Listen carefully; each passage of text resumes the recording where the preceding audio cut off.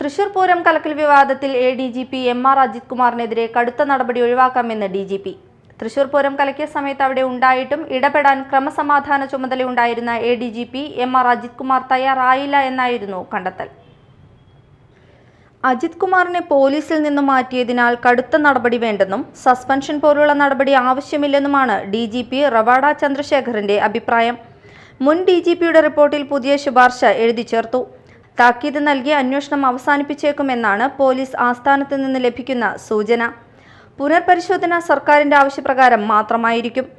പൂരം കലക്കിലെ ത്രിതല അന്വേഷണത്തിന്റെ ഭാഗമായിട്ടാണ് മുൻ സംസ്ഥാന പോലീസ് മേധാവി ഷേഖ് ദർവേഷ് സാഹിബ് MR അജിത് കുമാറിന്റെ ഇടപെടലുകൾ അന്വേഷിച്ചത്.